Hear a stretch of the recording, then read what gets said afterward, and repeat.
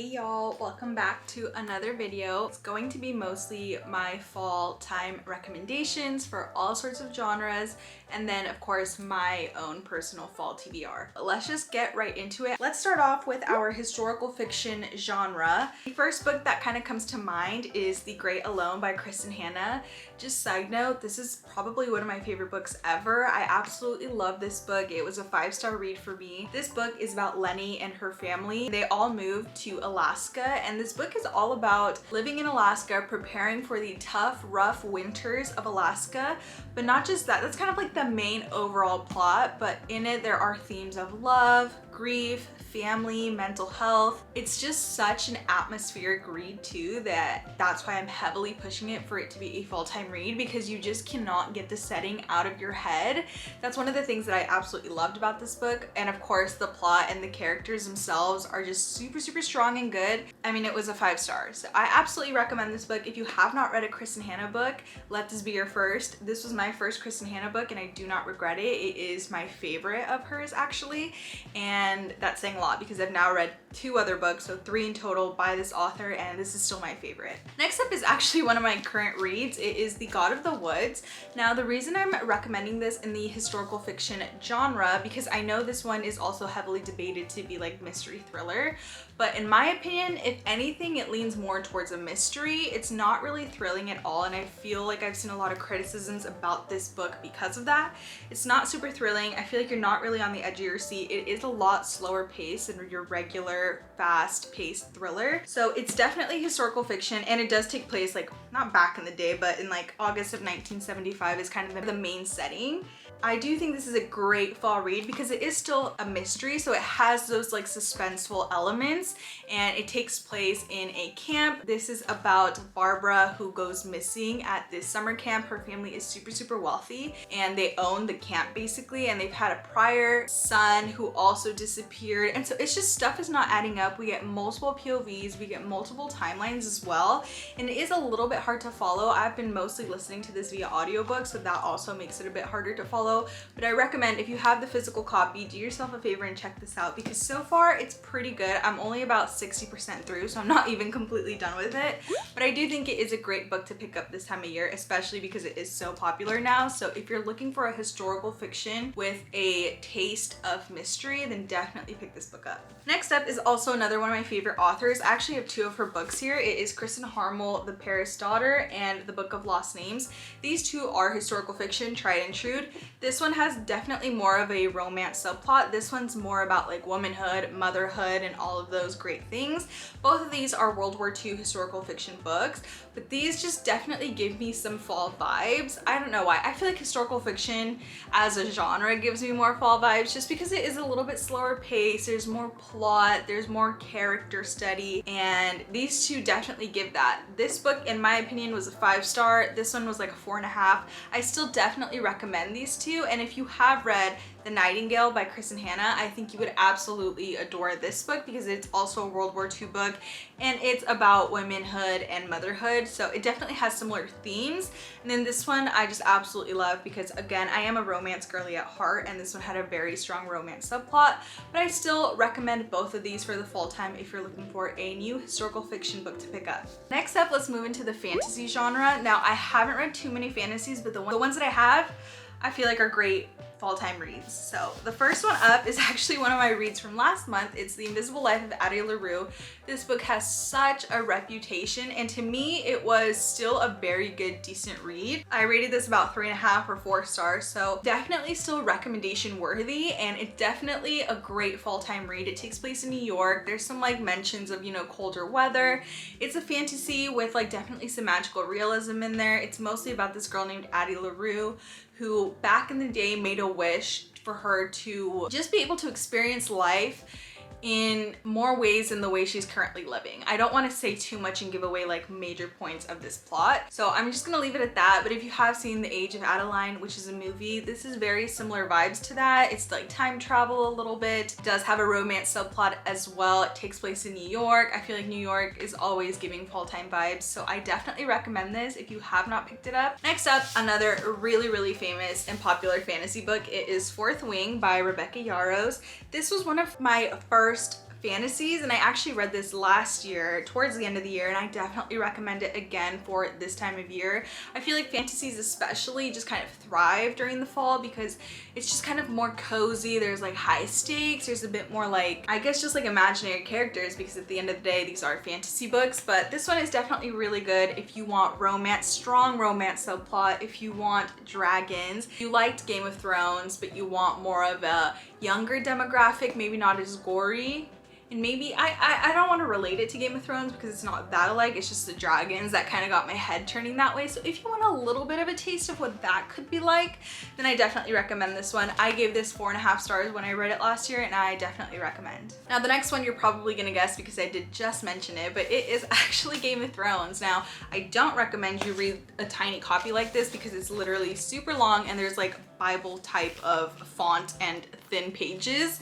So definitely get yourself like an audiobook or a Kindle digital version because this is not gonna do it. Or get a bigger paperback or hardback, anything but this. But anyway, this is my favorite TV series ever. Okay, it's tied for like top one with like 2 of my other favorites, but regardless, this is such a good TV series that of course it makes you want to read the book itself. This is definitely also sort of historical fiction. It does take place in the medieval times, but this is absolutely high fantasy, high stakes, very, very big world building. And if that's your thing and you're interested and itching for a new book series, new fantasy book series that you're gonna just have to like literally put all your brain power into, then this is the one. You're looking at her. She's super popular, super famous for a reason. I think George R.R. Martin's work is absolutely beautiful and stunning. There are so many characters, so you definitely need to take out like a notepad and jot down some characteristics for you to be able to remember everyone.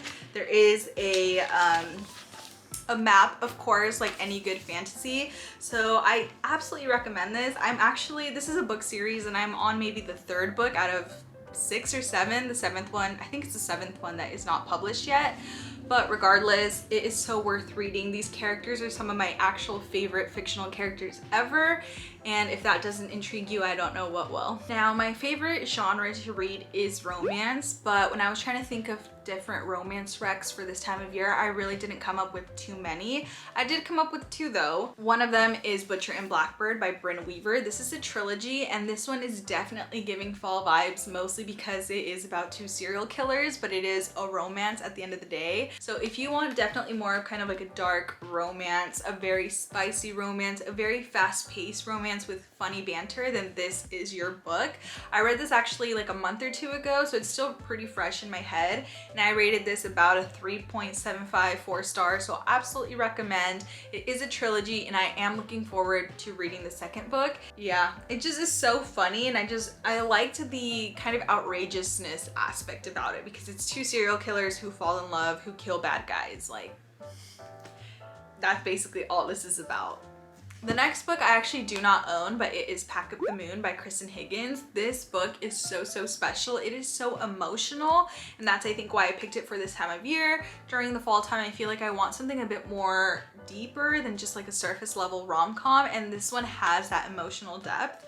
If you are looking for a book about grief and about love, and about grief is love persevering, thank you, shout out to Vision from the Avengers who said that from WandaVision. But anyway, this book is just super emotional, very sentimental, so definitely get prepared to shed some tears, get your tissues ready, because it definitely made me pretty emotional and definitely made me shed some tears, but I just remember it being so beautiful. So if you're looking for that type of book, this is a great one to pick up. All right, now comes my thriller mystery recommendations. Of course, I feel like this is the perfect time for your spooky reads. It is October, so that means this genre is going to be a little bit longer than all the other ones, of course, because this is her time to shine. First one I want to talk about is A History of Wild Places by Shia Earnshaw. This book is about a girl who goes missing in the woods, and I believe a news reporter or just a journalist is trying to find out what happened to her, and so he also goes into these woods and then also disappears. This is one of those books that has an amazing setting and that is a very atmospheric read, so when you think back to it, you're gonna remember exactly what happened because the author just does an amazing job of storytelling, but also making the setting its own character. I absolutely loved it. This is more of a cult type of thriller mystery, and it's definitely a very mysterious type, suspenseful. There's dual POV. I just remember I absolutely fell in love with it, and I don't even know what I rated it at the time, but now looking back, since I haven't stopped thinking about it, it's definitely a 5-star. Next up is one of my only 5-star reads for a thriller mystery book. It is Hidden Pictures by Jason Rekulak. This book is phenomenal. By the premise itself, basically this is about a nanny who gets hired to take care of this little like 4-year-old boy, and she's having a grand old time until this boy starts drawing really creepy, spooky pictures. And if you have the physical version, the pictures are in the book, which I think makes this book so unique and special and makes it just that much more intriguing, because you actually kind of get pulled into it and you get to actually visually see these scary pictures. I just remember not wanting this book to end. I was reading it, read it so fast. It's kind of like an unreliable narrator too, so you get a bunch of little tidbits that you just don't know what to believe. And then at the end, just some crazy stuff happens that you're like, what? I don't even know what to believe. So I actually really enjoyed this. It was a 5-star read for me. This book definitely made the setting itself also very memorable, and I feel like you don't really do that in thriller mystery books. But this one, it just was like a little town that reminded me of like a cozy fall time town. So I think that's also why this definitely stands out to me. Next we have Mexican Gothic by Silvia Moreno Garcia. This one is also a thriller mystery, but I would not say it's a fast-paced one. It's more of a medium, maybe even slow-paced one that definitely takes a minute to get things going. But I really enjoyed the uniqueness of this book. This one is also sort of a historical fiction one, so keep that in mind as well. You're in the 1950s of Mexico, and our main character is named Noemi, and she is a debutante. She's used to high society, and she heads to a house where her cousin is currently living, and she's heading there because her cousin sends her a really mysterious, kind of creepy letter that she doesn't really understand, and so she's now worried that her cousin is in trouble, so she heads there to try to see what's going on. And if you're into slight touch of magical realism, there's like mushrooms involved, there's fungi, there's medications, all these sorts of things, then this is definitely the type of book for you. Next up is Lisa Jewell's None of This Is True, another really highly rated, very popular thriller. I really enjoyed this book mostly because it has sort of a podcast element. There's like script sort of text in this book. So here's like a recording. It's these two women run into each other who happen to have the same name and birthday, I think. It's not the same name and birthday. They're celebrating their 45th birthday, and they're in fact birthday twins. So it's just the same birthday, and they both live very extremely different lives. One of them, Alex, is a married, very wealthy, sort of trendy type of person who has her own podcast. And then the other woman's name is Josie, and she is also married, but there are quite stark differences between these two marriages. And she has children, and she lives in like a little house basically, and she's kind of jealous of Alex. All sorts of things start happening. This one definitely was a bit of a ride. I have 2 more thriller mystery recommendations, but I don't own physical copies. So the next one I'm going to talk about is Jar of Hearts. This book is wild. This one is definitely more fast-paced. It's very dark and gruesome and graphic, so check your trigger warnings. But I actually sometimes want a bit of graphic and gruesomeness in a thriller mystery. It sort of definitely leans a bit more towards horror, so I think that's why I also enjoyed this book. I don't read much horror, but sometimes when you're reading a lot of thriller mysteries, they all typically are very, full of tension and suspense and like thrilling elements, but they're not actually gory, like there's not stuff happening. It's just like stuff that happens and we try to figure out what happened. But this one, definitely something big happened. Honestly, I can't even give you a summary of what this is about. I remember like parts and pieces of it. Check your trigger warnings. That is one big thing I will say.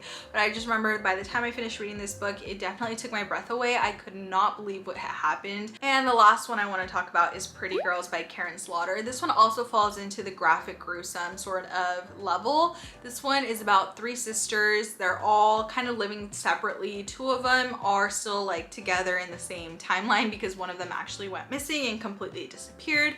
The 2 remaining sisters though live completely different lives, but they kind of have to come together to figure out what happened to the 3rd sister. This one is a great sort of thriller mystery, but heavy on the mystery because we are trying to uncover what happened to this 3rd sister, and it's definitely a roller coaster ride with that in mind. So many little plot twists, so many, oh my gosh, I think I know what happened. No, you don't. And it's just like kind of a roller coaster ride. This is my first Karen Slaughter book, but I feel like I want to read her writing again because it was so good. This thriller definitely took my breath away. It's a very memorable one. It's also, I feel like, a bit of a longer thriller mystery, but I still would recommend it. I still think it was well paced, and I don't think the length of it really was a downfall for it at all. Okay, I don't want to yap for too much longer, but I have here my fall time TBR, so I'm going to just quickly go over it. First one on my TBR is Anatomy: A Love Story by Sana Schwartz, and I'm kind of giggling because this book was actually on my September TBR, I think, and I did not get to it, did not read it, but now it's on my fall time TBR because I do want to read it. This is a fantasy historical fiction book, and it is about a girl who I believe wants to be like a surgeon, but in this time frame women were not allowed to do that, so she finds like a guy who works at like a cemetery, and they actually like dig up bones or bodies and work on them because she wants to be a surgeon. I don't know, I just have heard little tidbits of this book that have fascinated me and piqued my interest, and also there is a romance subplot, and if this cover is not giving fall, I don't know. Next up is a book that's been on my TBR for probably as long as the Addie LaRue book. This one is an OG TikTok book, so probably a good 4 years now, but it is The Midnight Library by Matt Haig. This was a Good Morning America book club book. This book is pretty short, which is intriguing because I don't want to read any, well, I say I don't want to read any super long books, and I have a really super long book in this TBR. But this one is nice and short, and this one I think is like alternate universes. I don't really know. I just know this is super popular. It has been on my TBR for such a long time. It's nice and short, and it's kind of more a magical realism fantasy book. So I just need to get this off my TBR basically. And the cover is giving me spooky fall time vibes. Next up is The Naturals. This is a trilogy or a series, I believe, by Jennifer Lynn Barnes. This is basically Criminal Minds meets teenagers, so it's sort of YA, and I don't read too much YA, but this book has just been everywhere for the last few years, and so I'm very interested. I do want to see what it's about. I am not super intimidated either by the fact that it is in a series because I just have heard so many good things, and the amount of times I've heard this book talked about, the series in general, like I don't think I've ever heard anyone say anything bad about it. So I do definitely want to read this. I do have this copy right here, even though it is borrowed from my library, so this is gonna actually have to be like pretty high up on my TBR if I do want to get to it. Next up is Razorblade Tears by S.A. Cosby. A black father, a white father, two dead sons, a quest for revenge and redemption. I believe this is a historical fiction book, and this one has been on my TBR for quite a bit of time, but it's always sort of been in the back of my head. I've always thought about this book. I've always wanted to read it, and the few times this has almost made my TBR, I have gotten comments from people saying that I have to read this, so I definitely also want to prioritize this book. Next up is this ginormous thing of a book. It's 11/22/63 by Stephen King. I did just finish my first Stephen King book this month, so that was very interesting, and I do have my own thoughts about that, but I'm just very interested to read this. This is like a time travel type of book about JFK's assassination, and if you could go back to it, like what could happen. Just that brief synopsis, I'm interested. Last but not least is Leather and Lark by Bryn Weaver. This is book 2 in the Ruinous Love trilogy. So this is the book after Butcher and Blackbird. So again, kind of like a romance. This is definitely sort of serial killers, dark sort of romance. I don't know if the two characters in this book are serial killers, although we do get glimpses of them from the first book. Regardless, a dark romance is definitely fall time vibes. Those are all of the books on my fall time TBR and all of my fall time book recs. I will add also that all of my October TBR books are really huge books that are on my fall time TBR. So if you have not watched my October TBR, definitely watch that video because all of those books are on my TBR and I want to prioritize it.